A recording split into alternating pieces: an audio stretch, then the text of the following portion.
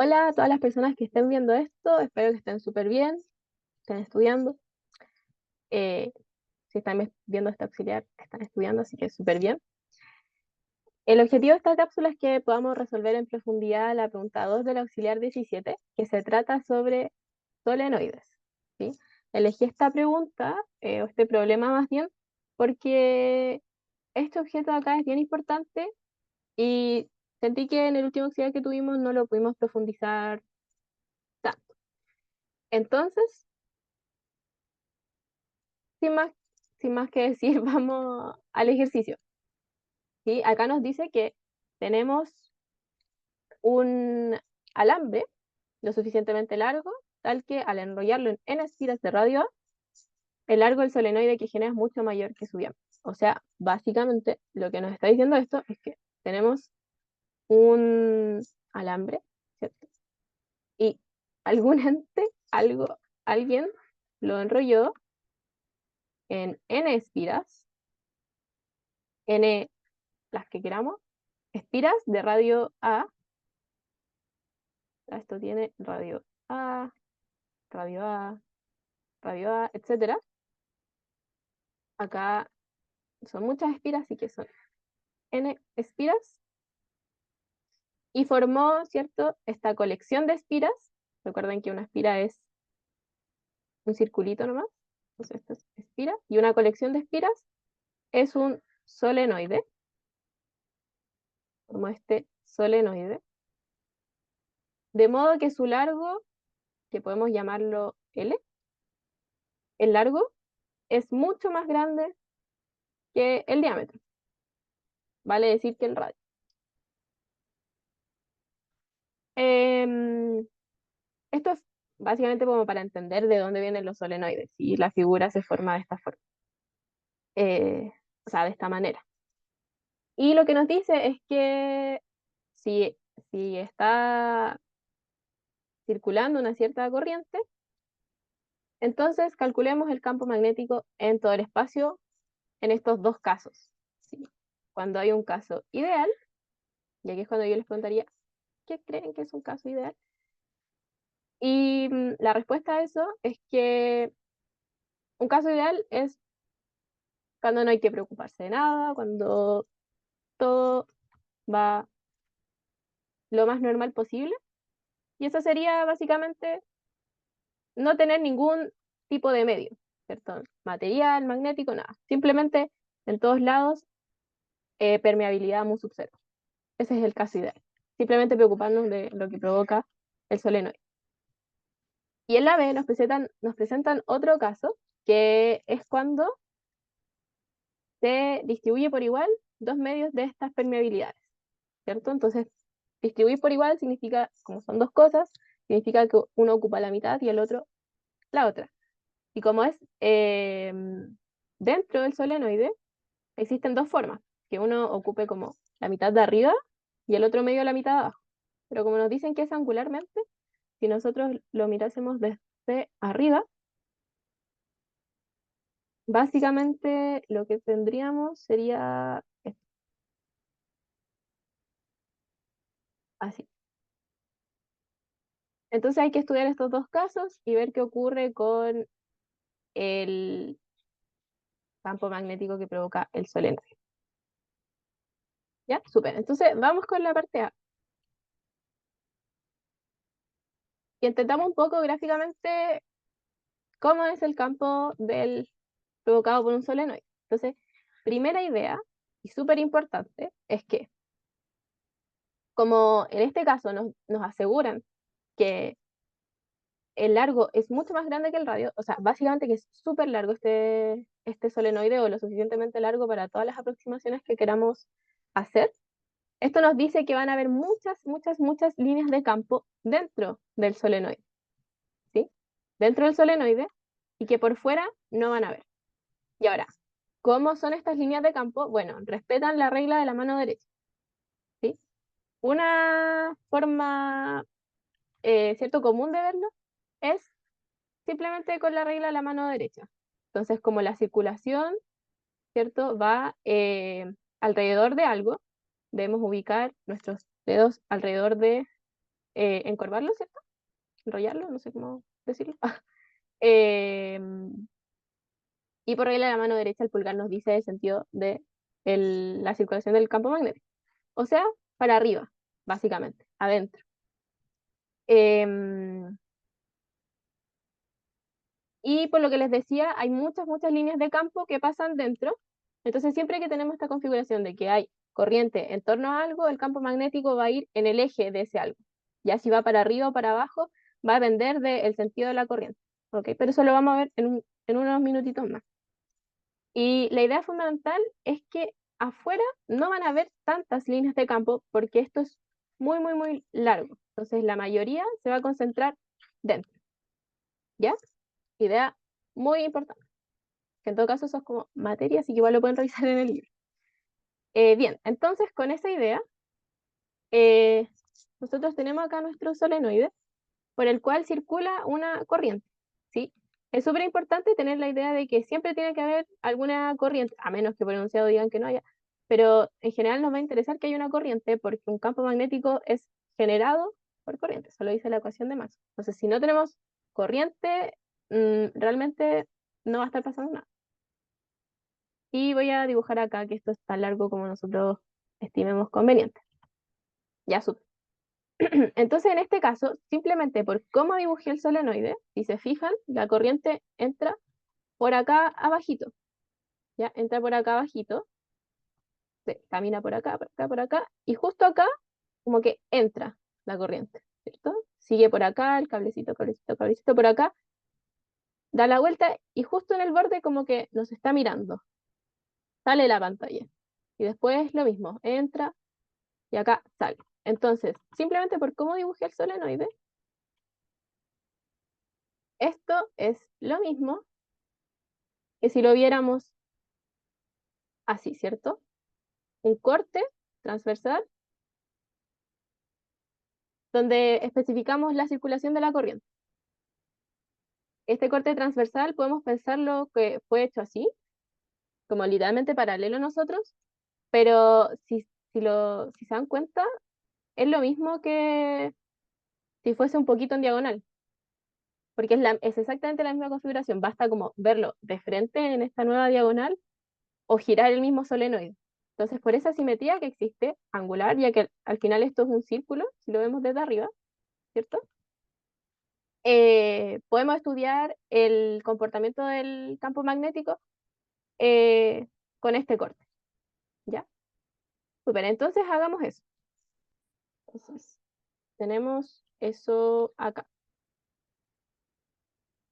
Y de nuevo podemos estudiarlo localmente porque como es una geometría que se repite todo el rato, simétrica, el comportamiento va a ser el mismo en cada punto, ¿ya? Entonces, localmente podemos pensar estas corrientes, ya, cierto que aquí van como en un círculo, si observamos justo este bordecito donde da la curva, ¿cierto? El círculo, si lo observamos en un pedacito muy chico, como que no es tan circular, ¿cierto? Es como una línea. Entonces simplemente podemos pensarlo como que es corriente que está saliendo en un plano, ¿ya?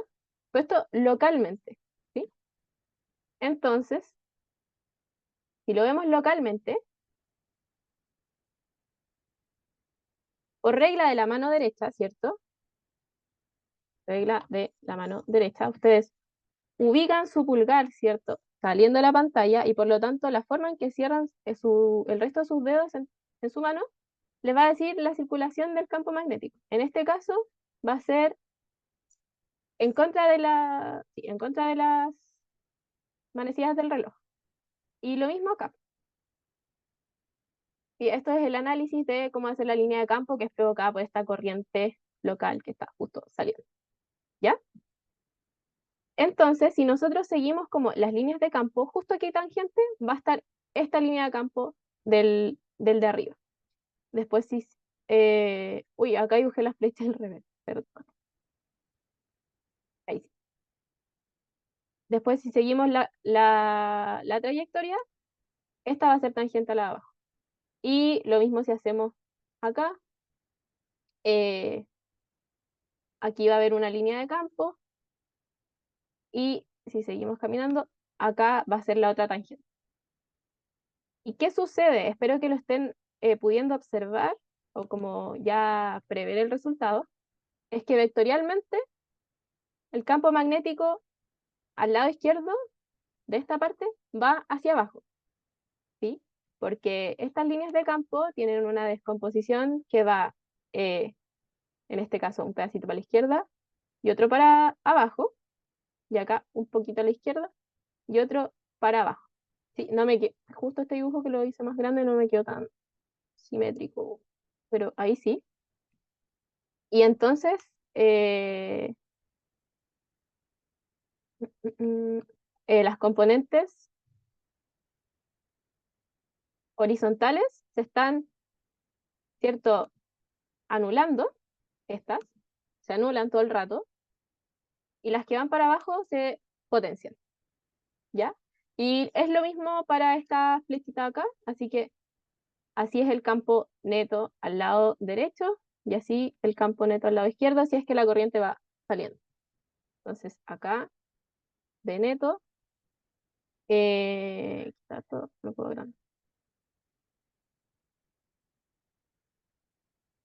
Ahí. Entonces, adentro, justo adentro, el campo neto va así y afuera hacia arriba. Y ahora podemos hacer exactamente el mismo análisis, pero para el lado donde la corriente está entrando. Entonces, agarramos dos zonas locales chiquititas donde la corriente entra. Entonces, por regla la mano derecha, entonces ahora ustedes ubicarían como su pulgar entrando a la pantalla. Y la forma en que se cierran sus dedos indica el sentido de la corriente, o sea, del campo magnético. Así. Este sí es a favor de las manecillas del reloj. Entonces tenemos eso y nuevamente podemos dibujar las tangentes en cada intersección y ocurre el mismo fenómeno, solo que al otro lado, ¿sí? Por este argumento de que se suman las líneas de campo, porque las componentes horizontales siempre se van anulando. Entonces, a la derecha de la parte donde las líneas de campo, la corriente está entrando, el campo va hacia abajo y afuera, el campo a la izquierda va subiendo. Entonces, ¿qué podemos como deducir de todo esto que estamos aquí conversando? Es que adentro el campo magnético se intensifica, ¿ya? ¿Y qué sucede afuera? Claro, si bien se intensifica en el sentido de que las líneas de campo van en el mismo sentido, em, como les mencionaba al comienzo, esto es ultra, ultra, ultra, ultra largo. Y hay muchas, muchas, muchas más líneas de campo adentro que afuera. Por lo que podemos aproximar a que afuera estas líneas de campo provocan un campo neto aprox 0. ¿Ok? Entonces, eso es lo importante del solenoide, que nos genera un campo magnético que si bien existe afuera, es bien despreciable y lo que más nos importa es el que está generando dentro del objeto. ¿Ok? Entonces, este resultado afuera lo vamos a usar todo el rato, ¿sí? Porque siempre se repite para una configuración que es un solenoide. Por lo tanto, ya tendríamos cubierta eh, el calcularlo acá. Porque es cierto que nos dice calcular el campo magnético en todo el espacio. Bueno, como por la configuración que tenemos, hay dos regiones que nos interesan. La primera que es dentro del solenoide y la segunda que es fuera. Entonces, esta ya, check. Como que por lo que conversábamos, ¿cierto? Esto también es parte de la materia, pero ustedes tienen que conocer este resultado y por lo tanto justificarlo. Ya tenemos este resultado. Entonces, nos va a interesar solo estudiarlo dentro, ¿ya? Súper. Entonces, con esto en mente, eh, veamos cómo es el campo magnético dentro del solenoide. Ya, entonces, ¿cómo podríamos calcularlo? Ah, yo esperando que alguien conteste, mi mente. Bueno, ¿cómo podríamos calcularlo? Una forma sería por definición, ¿sí? Pero ¿para qué? Ya conocemos la ley de Ampère y estamos en una situación de simetría, así que podemos utilizar. Entonces, la ley de Ampère lo que nos dice es que todas las contribuciones del campo magnético a lo largo de una línea cerrada son proporcionales a la corriente que se enlaza. Ok, entonces, primera elección, cuando vamos a utilizar ley de Ampère, bueno, paso cero, justificar por qué podemos utilizarlo. Simetría, la tenemos, súper. Entonces, primero, justificar, esto es como paso cero, justificar. Entonces, ahora, elección básica que hay que hacer. ¿Cómo vamos a enlazar la corriente? ¿Qué corriente vamos a enlazar? Súper importante la pregunta. Porque para acá, ¿por dónde está yendo la corriente? A lo largo del,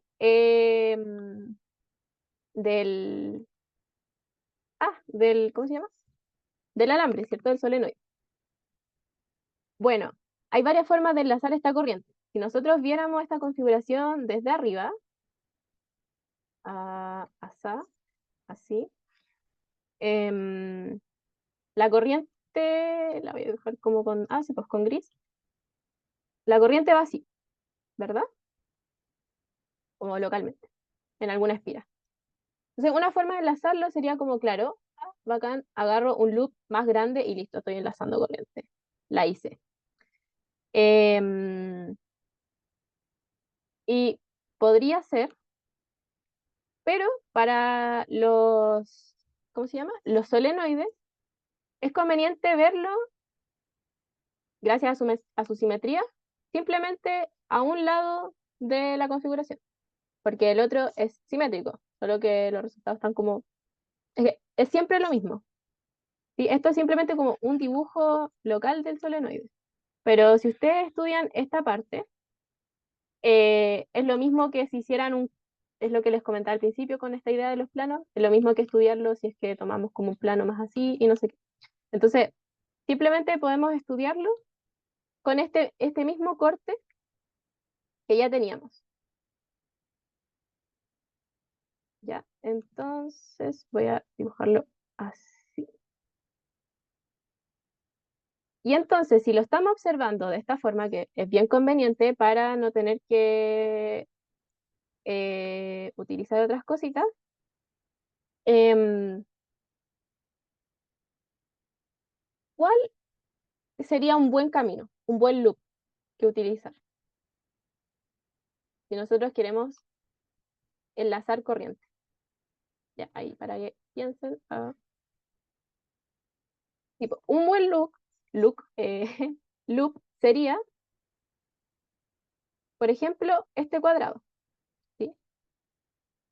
Ya, alguien podría pensar como, bueno, ¿y por qué no elegimos un círculo? La respuesta es porque es mucho más fácil con un loop cuadrado. ¿Por qué? Porque esta elección de elegir el loop va también como junto a, a que este loop tiene que ser paralelo, más específicamente, el diferencial de camino que parametriza el loop tiene que ser paralelo al campo magnético.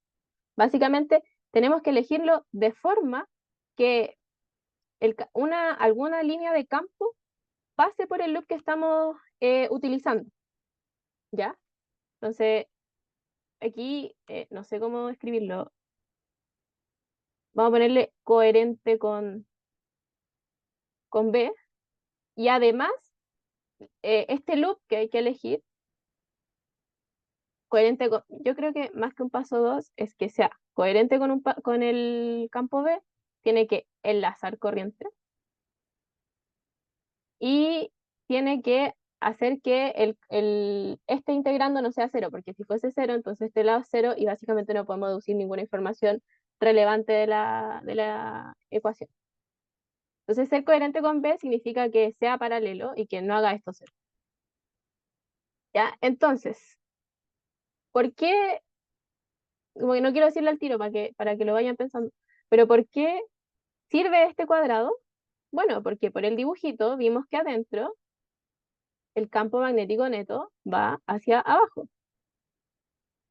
¿Sí? No va, el campo no va en un círculo, por ejemplo. ¿Sí? Lo que va en un círculo es la corriente. Entonces, si alguien dijera como, oye, pero podemos enlazar la corriente así, estoy súper de acuerdo. Estás enlazando corriente. De hecho, la estás enlazando toda. Pero el campo magnético, si lo vemos desde este sentido, sale. Digo, entra por el dibujo, ¿cierto? Y acá Z va hacia arriba. Y el producto punto de estas dos cosas, del campo magnético y del camino que se eligió, que va así, es cero, porque no son paralelos. Entonces no sirve esa forma. ¿Ya? Eso es algo como muy importante y por eso me estoy como deteniendo tanto en eso. Ya. Espero que haya quedado claro sobre por qué es conveniente estudiarlo de esta forma y por lo tanto elegir un loop como cuadrado, ¿ya? En verdad es rectangular, ¿sí? Porque puede tener las dimensiones que uno quiera. Lo podemos tomar más allá, podemos tomar solo un pedacito, podemos tomarlo aquí, ¿sí? Y por la simetría que existe, nos basta con estudiar un lado, ¿ya? Entonces, esas son ideas que tienen que tener bien claras al momento de elegir un loop y utilizar la ley también. Ya, espero que vayamos bien. Entonces, voy a utilizar que Z va hacia arriba, si eso es lo que he usado todo el rato. Así que como esto es como estamos viéndolo justo en un corte, el Y va a ir para allá, así que X sale. Y eso hace que esta base canónica cumpla la regla de la mano derecha. Esto también es súper importante cuando eligen su eje de referencia. Ya listo. Entonces, esta primera parte la voy a hacer como bien detallada para que quede como claro. Ya. Entonces, nosotros queremos conocer el campo magnético adentro del solenoide. Entonces, ¿cómo podemos hacerlo? Elegimos un loop. Ya conversamos cuál loop es, vamos a elegir un loop cuadrado. ¿Por qué? Porque adentro el campo magnético va hacia abajo y más que eso, va así vertical. Entonces, con nuestro loop tenemos que poder visitar alguna línea de campo. Y si lo elegimos así, la estaremos visitando. Recuerden que acá hay muchas líneas de campo. ¿Ya? Súper.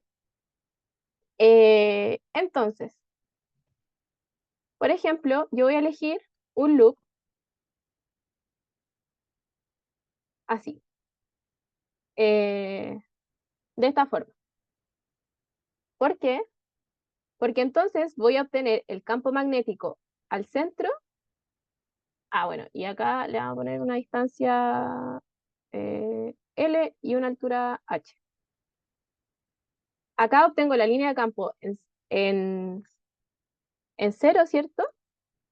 Y acá, en esta parte, obtengo la línea de campo en un radio arbitrario menor que A. Sí, alguien podría decirme, oye, pero eso sería R en L. Y es cierto, pero L, la idea de este loop es que sea cualquier largo L antes que A. Entonces, no sirve, porque entonces vamos a obtener una relación sobre el campo en cero y en cualquier lugar antes que A. ¿Ya? Bien, entonces a este le voy a poner 1, 2, 3 y 4, porque si se fijan son 4 caminitos. Ya, entonces esta parte también la voy a hacer así como bien específica. Entonces, primer caminito, este. Ya.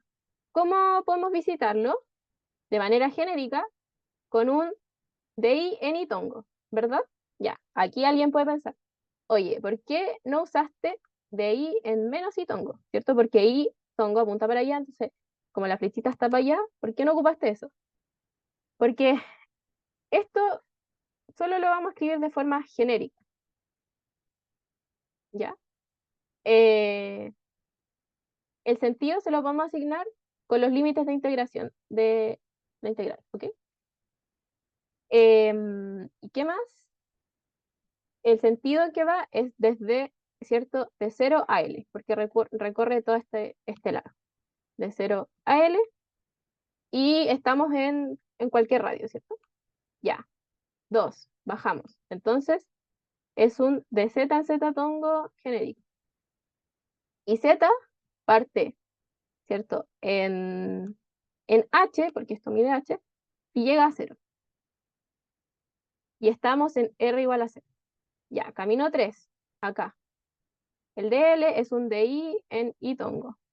Y va de, sorry, acá al principio, como vamos de derecha a izquierda, Y parte en L y termina en 0, y acá parte en 0 y llega a L. Y por último, cuarto, acá arriba, voy a borrar esos puntitos porque la verdad me molestan. Y ahí sí. Acá arriba es un de Z en Z tongo, ¿cierto? Porque es paralelo a ese versor. Y Z parte en 0 y llega a H. Y estamos en un R arbitrario menor que A. Ya, súper. Entonces, ¿qué procede? Que esta curva, ¿cierto? Este loop es, ¿cierto? La unión de estas otras curvas. Así que eso nos permite escribir al lado izquierdo de la ley de Ampère esta integral de camino como la suma de estas otras. ¿Ok? Entonces, y a todo esto no me falta algo que no justifique como la explícitamente, ¿cierto? El sentido del campo. Pero ya habíamos conversado que el campo va en Z tongo, menos Z tongo por la elección ¿cómo se llama? Del sistema de referencia. Y funcionalmente, ¿de qué cosas depende? Ya, de la altura no puede depender porque esto es tan largo como nosotros queramos. Entonces, independiente de la altura a la que estemos, la configuración va a ser exactamente la misma. Y angularmente tampoco puede depender porque tenemos cierta esta geometría circular, entonces, y que es lo que he conversado varias veces, del tema de que no importa eh, en qué plano, en qué ángulo lo analicemos, por simetría va a ser lo mismo. Entonces, el campo magnético de forma genérica depende a lo más del radio y va en menos z tongo, ¿ya? Entonces, acá escribimos eso. Esto es, depende a lo más de z y va en menos z tongo. Por, eh, por este diferencial y va de L a 0. Pero estas dos cosas valen 0, así que esta integral en verdad que no aporta nada. Em, bueno, esto lo escribí para básicamente decir que esa integral es la suma de estas, bla, bla, bla, ya. Pero como que no lo voy a escribir porque lo que nos importa es cómo se van dando estos otros resultados. Y ahora vamos para el segundo camino. Entonces tenemos el campo magnético, punto, el diferencial de camino. Entonces esto sí es bacán porque estos son paralelos. Aquí estamos en esta parte. Son paralelos. Voy a dibujar el campo magnético para que tengamos la idea. Insisto, son paralelos, entonces esto da -1 y el sentido en que va es de h a 0, porque estamos bajando. Después queda el campo que es el mismo todo el rato, pero vamos por acá. Y si se fijan, son ortogonales. Entonces este producto punto solamente va a dar 0, así que en verdad esta integral no aporta nada. ¿Y acá qué sucede? Tenemos el mismo campo y el diferencial es paralelo porque estamos acá. Y eso sí, el loop en esta parte va de 0 a h. ¿Ya? Bien. Entonces, Moraleja de este análisis que es necesario que lo hagan en algún momento para entender bien la matraca, es cachar que cuando toman un loop cuadrado, en verdad da lo mismo como las partes que son ortogonales a esto, porque el producto punto va a ser cero, simplemente eso. Pero lo que pasa es que cuando uno lo escucha así nomás dicho, sin hacer la matraca, como que no, uno no confía. Entonces ahora sí vemos que realmente estas no aportan nada. Entonces para futuros cálculos simplemente las vamos a saltar. Pero esto es lo que pasa por detrás del cálculo. Y por orden mental, la verdad, les recomiendo que sí lo hagan. Bueno, entonces ahora vamos desarrollando un poquito más esto. Acá este producto punto de los vectores va a dar menos uno, porque uno es negativo, o sea, uno tiene un signo menos. Y el campo magnético no depende del diferencial, así que podemos factorizarlo. Y nos va a quedar menos BR por esta integral de acá, menos BR por esta integral de acá. Ya. A la izquierda la integral da menos h y a la derecha da h, ¿cierto? Porque la primitiva de esto es z, hay que evaluarlo acá, le restamos lo de abajo, TFC. Y de nuevo, si desarrollamos más, súper importante acá algo que se me pasó, que empecé a hablar más rápido, es que cuando estamos en la segunda integral, el segundo camino, es súper importante anotar, ya, fin, lo voy a borrar porque no lo puedo. Es súper importante considerar qué línea de campo estamos considerando, si es como arbitraria o si es una en particular. Entonces, si se fijan, cuando estábamos acá, tomábamos justo en cero. Ya. Entonces ahí era importante indicar que es el campo justo en cero. Y acá, bueno, habíamos dicho también que el campo arbitrario justo antes de A. Entonces, llegamos al resultado. eh, este.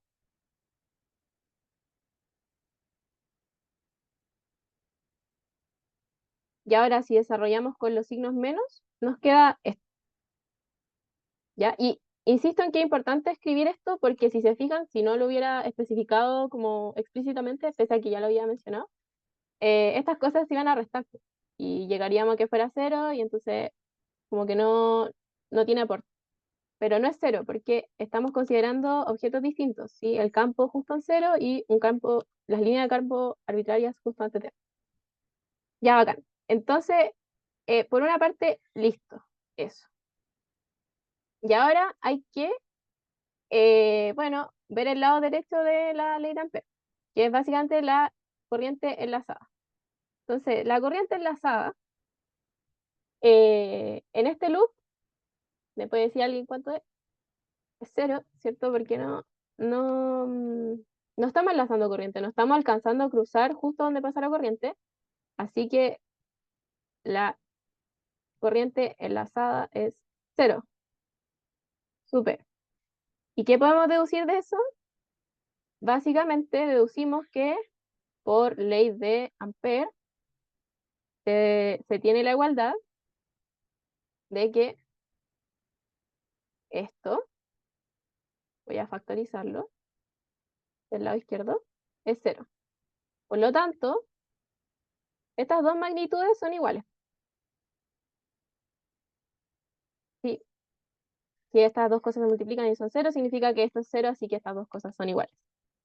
Bacán. Y alguien puede decir como chuta, todo este esfuerzo, ¿para qué? Para concluir eso. Pero tampoco nos da un resultado real, ¿cierto? Porque si bien tenemos como lo que vale el campo magnético con un radio menor que A, sabemos que es esto, pero tenemos que llegar a cuánto vale esto efectivamente. Entonces, solución, ¿se les ocurre cuál podría ser? La solución sería, entonces, elegir un loop donde sí encerremos corriente. Entonces hagamos eso. Voy a borrar esta línea y me voy a robar el dibujo.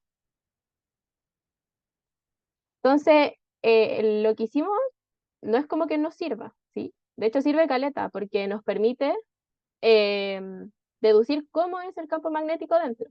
Es igual a lo que vale en el centro. Eso es lo que nos dice a lo que llegamos. Entonces, ahora la pregunta es, ¿cuánto vale en el centro? Bueno, elijamos un loop donde sí se encierra corriente. Este, por ejemplo. ¿Sí? Acá sí estamos encerrando corriente. Entonces, eh, ahora no voy a hacer esta parte, ¿cierto? Porque ya cachamos que lo que nos interesa son solo las partes que son paralelas al campo magnético, ¿sí? En las que se puede contabilizar alguna contribución del campo magnético, ¿ya? Y nosotros sabemos que esta es el comportamiento de las líneas de campo a la izquierda y a la derecha de esta pared. Entonces, con esa lógica, utilizamos la ley de Ampère. Entonces, el lado izquierdo, que es esta integral, nos va a quedar, si elegimos un loop de largo, pongámosle h y altura L, si le puse arriba, ¿cierto? No, al revés, ahí sí.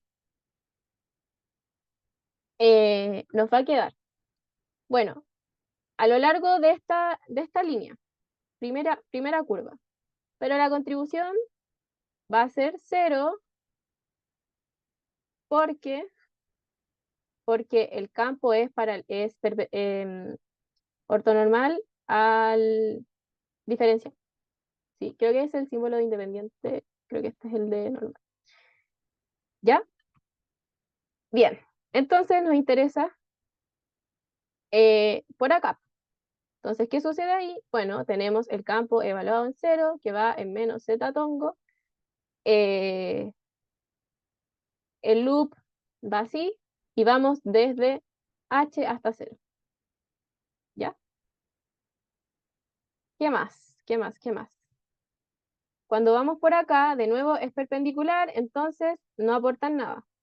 ¿Sí? Basta con que justifiquen de esta forma. Entonces, esto no, no da.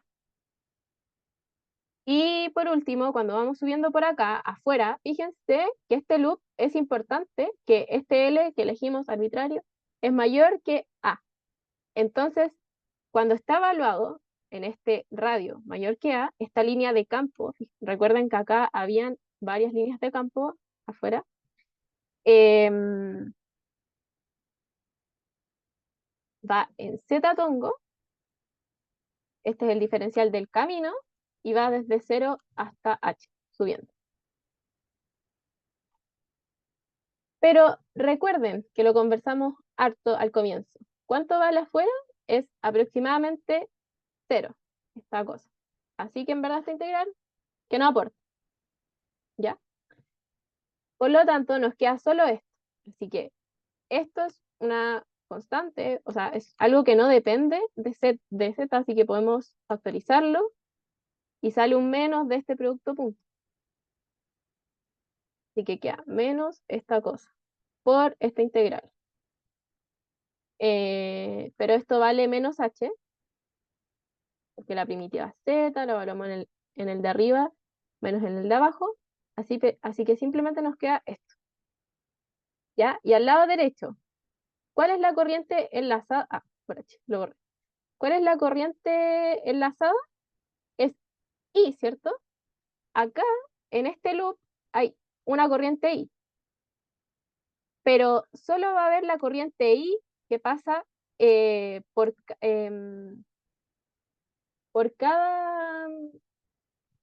por cada espira que nosotros estamos como considerando en este loop. Ya, ¿y cómo podemos ver cuántas espiras estamos considerando en este loop? De la siguiente forma, ¿sí? Existe una relación entre el total de espiras con respecto al largo, y ahora nosotros queremos saber cuántas espiras hay si es que tomamos un largo h, ¿cierto? Acá. Esto es como proporcionalidad directa y simplemente nos queda que estas son las espiras sea, así pues, las espiras que hay en este loop. Y en general, a esta cosita acá, este cociente, se le llama n chico. N chico, que es número de vueltas, dividido en el largo del solenoide. De ahí viene esa justificación. Entonces queda así, ¿ya? O le podemos llamar esto. ¿Bien? Entonces, con eso,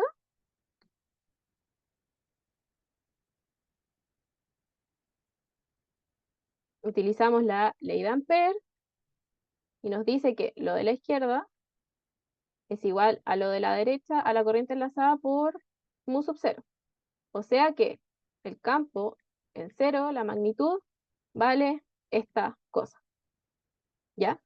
Y esto es bacán porque nosotros teníamos este resultado, ¿cierto?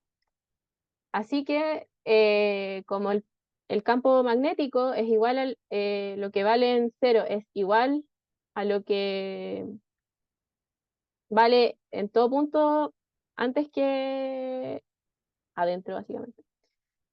No supe cómo decirlo de otra forma más fancy. Tenemos este resultado, que era en verdad ya conocido, pero esta es la forma de obtenerlo con la ley de Ampère. Y obviamente que esto, ¿cierto? Es un vector que va por la elección del sistema de referencia en menos z tongo. Bien, y ahí está, ahí tenemos la respuesta para la parte A. ¿Ya? Yo sé que es largo el desarrollo, pero es clave que se van a manejarse con los loops cuadrados. Hay gente que como que lo hace muy, no sé, como que simplemente dibuja el loop, algunos les pone signo, a otros no. Yo prefiero, la verdad, hacerlo así a la larga, dijéranlo, entiéndanlo bien, y después van a ser capaces de simplemente llegar y escribir eso. ¿Ya? Pero para llegar a eso, tienen que sí o sí cachar cuál es la construcción de todas las partes de la ley de Ampère. Ya, espero que eso haya quedado como bien claro, porque era la idea del ejercicio básicamente.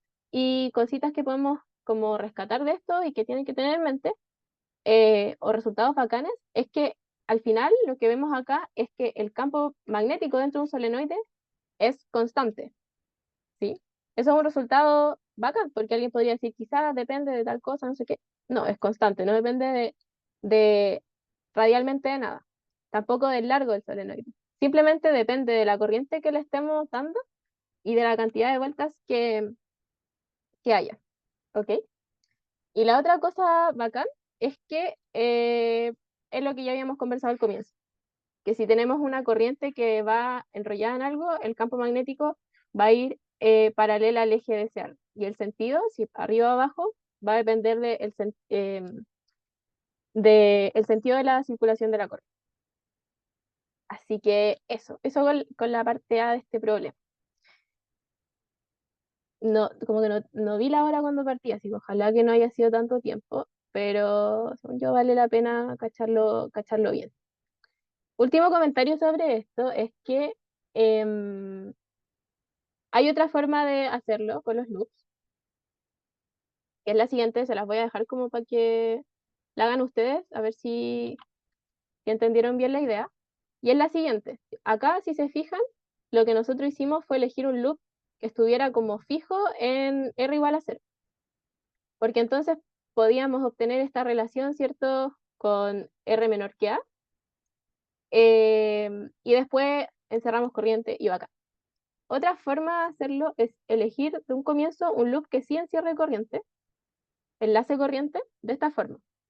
Pero acá la gracia está en que eh, le podemos poner un largo H, una altura, o sea, un largo L, una altura H, da lo mismo. Pero lo importante es que esta separación entre el eje y el lado izquierdo del loop sea un radio arbitrario menor que el radio del solenoide. Así nos va a quedar evaluado en R menor que A y vamos a tener una relación para este con lo que vale el campo afuera.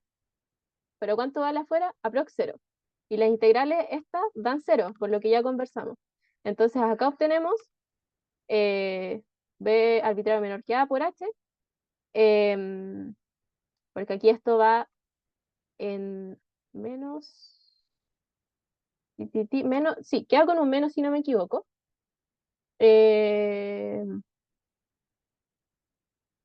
Porque va de H a cero, no, queda positivo, porque como va de arriba hacia abajo, va de H hasta cero, entonces esto bota un menos.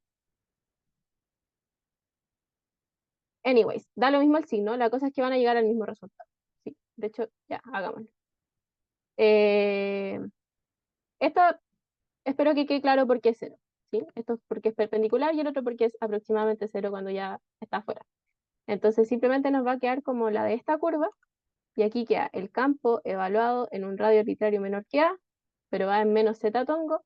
Elegimos el diferencial que va a favor de eso, que es un de z en z tongo, y como va de h hasta cero, escribimos de h hasta cero. Ah, sí, y queda positivo porque esto suelta un menos. Eh, Matraquémoslo, no. Queda con menos, sale eso, y esta integral da menos h. Bien, da positivo. Pero si se fijan, no está claro. Bueno, hay gente que se le hace claro, gente que no, pero práctica, sí.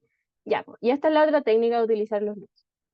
Entonces ahí la practican, la hacen, a ver si les resulta bien y no quedan con dudas. Ya, vamos ahora con la parte B del problema, que es cuando tenemos esta configuración. Sí, la voy a copiar porque encontré que quedó decente. Entonces, ¿qué procede acá? ¿Qué hacemos cuando tenemos medios con permeabilidades? Eso significa que son medios, pucha, si escribo con amarillo no se va a ver. Ah, creo que se ve, pero yo no lo veo. Significa que tenemos medios magnéticos, ¿sí? Y por lo tanto van a aparecer estas corrientes ligadas que hay que contabilizarlas en la ley de Ampère para el campo magnético, pero puede que no las conozcamos.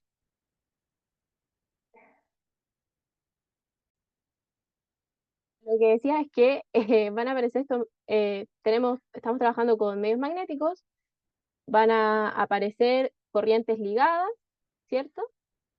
Y em, estas corrientes ligadas, en la ley de Ampère, sí hay que considerarlas para el campo magnético, ¿sí? Porque cuando tenemos la, esta corriente enlazada, esta en realidad es la corriente libre más la corriente que se genera por la magnetización. Pero muchas veces esta no la conocemos de un comienzo. Por lo tanto, nos conviene solo trabajar con la libre. Y para trabajar solo con la libre, podemos utilizar la ley de Ampère generalizada,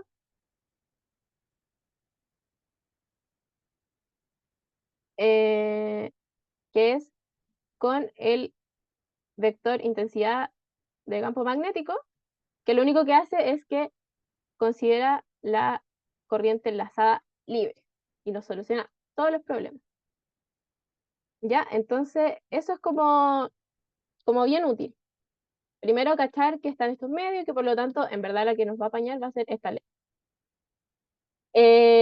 Ok, bueno, acá también esto es suficientemente largo, tan largo como necesitemos, y hay una corriente que está circulando por ahí. Entonces, primero, es súper importante ver que si vamos a utilizar el vector h, ver cómo se va a comportar en estos medios. Porque si quisiéramos hacer esto de los loops, ¿cierto? En el caso anterior, por simetría, por el problema, simplemente podíamos considerar como una mitad, ¿cierto? Fue lo que hicimos, trabajamos con una mitad todo el rato. Pero acá, si trabajáramos con una mitad, no sé si se fijan que estaríamos solo trabajando con las contribuciones de un medio magnético, ¿sí? Del amarillo, por ejemplo. Entonces, ¿qué estaría pasando con el rosado? No lo estaríamos considerando, si es que solo trabajamos con el lado derecho. Entonces, ¿a qué quiero llegar con esto? Que espero que ya lo estén pensando, es que hay que utilizar las condiciones de borde, ¿sí? Entonces, ¿qué nos dice las condiciones de borde? Lo que nos dice para el campo H es que, condición de borde, escribo con otro color, condición de borde, lo que nos dice es que las componentes tangenciales cumplen esta relación. Esta es la corriente, no la ligada, sino la normal, por una normal. Ya, este producto cruz, ustedes pueden como ignorarlo, pero en realidad aparece para que tenga sentido con, y es el módulo en todo caso, para que tenga sentido con eh, las normales que hay en el problema, ¿sí? Pero cuando no nos dicen por enunciado que existe alguna corriente superficial en la interfaz, simplemente podemos asumir que esto es cero, porque no nos dicen por enunciado que hay una. Por lo tanto, como es cero, vamos a obtener que el caso en que estas dos cositas son iguales. Y esa es la condición como bacán de borde del vector H. Entonces veamos si es que esa se puede utilizar acá. Tiene pinta que sí, puede ser. Entonces, hagamos como un zoom a la interfaz, ¿cierto? En la interfaz tenemos acá al lado izquierdo rosadito y al lado derecho amarillo. Tenemos los dos medios. Entonces, vayan pensando, ¿cuál es la normal a esta superficie? A la superficie de la interfaz. Acuérdense que eso es lo que hay que pensar. Bueno, la normal va a estar apuntando en esta dirección, ¿sí? Por ejemplo, consideremos esta normal, o esta, para que vaya en Y. Y la tangente, la tangencial, va en este sentido. ¿Sí? Acuérdense que la tangente siempre es la que va paralela a la interfaz. Entonces, con eso dicho, em, nos coincide que la tangente, la tangencial, es z tongo, ¿sí? Y la normal va a ser, ¿cuál? Y tongo. Esto de forma local o estática, si quieren verlo. Porque recuerden de nuevo que esto es solo un corte, ¿sí? En el solenoide. Pero podemos tomar otro corte arbitrario, ¿cierto? Y al final, en general, eh, la normal a esta interfaz es el R tongo, sí, pues el R tongo. Esto en general. Pero acá no podemos sacar como ninguna condición bacán, entonces utilicemos esto. Entonces, tenemos que el vector h, la componente tangencial, va a ser igual en ambos casos. Y ahora hay que ver, bueno, ¿cuál es la componente que va en z del vector h? Bueno, nosotros sabemos que h es paralelo a b, porque mu por h, la permeabilidad por h es b. Entonces, como b depende del radio y va en menos z tongo, significa que h depende del radio a lo más y va en menos z tongo. O sea que esta es la componente en h, o sea, en z. Así que básicamente como el h siempre fue en z, significa que es el mismo vector h en todas partes, ¿ya? Pero esa deducción no podemos obtenerla con el vector campo magnético, ¿sí? Es necesario pasar por esto. Así que siempre va a ser el mismo. Así que podemos utilizar la ley de Gauss con, o sea, ley de Gauss, ley de Ampère con general con este vector. Ya, hagamos eso entonces. ¿Sí? Y si quieren, esto lo pueden pensar como, no, sí, esto es suficiente para entender la idea. Ya, entonces vamos al lado izquierdo de la ley de Ampère generalizada. Esta. ¿Ya? Y voy a tener acá a mano el dibujito acá. Ay, lo corté. Ya.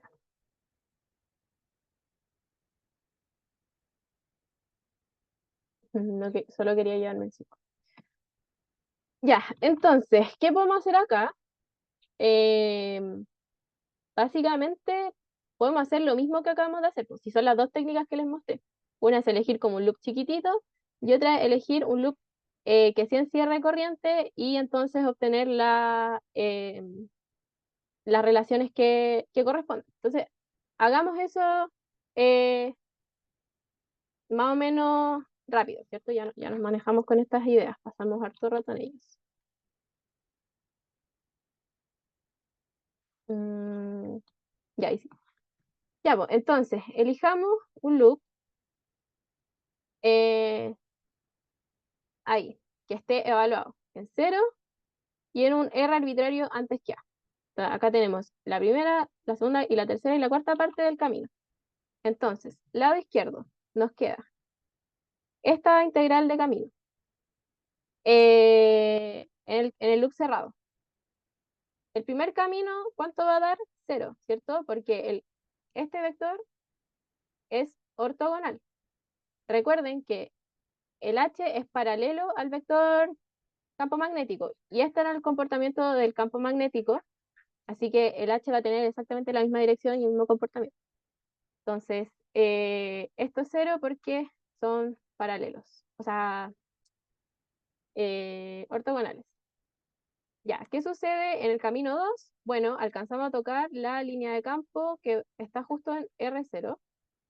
Esa va en menos z tongo, como visitamos la curva con ese diferencial y va de h hasta 0. Si es que le ponemos a esta cosa una altura h y un largo L. Bien, vamos por la tercera curva acá. ¿Cuál va a ser su aporte? Nulo, porque el h no es paralelo, es ortogonal al diferencial de camino. Y por último, en la última caminito, tenemos el h evaluado en un error arbitrario. Este va en menos z tongo. Como visitamos ese camino con un dz en z tongo y le asignamos el signo poniendo en los límites de integración. Va de 0 a h.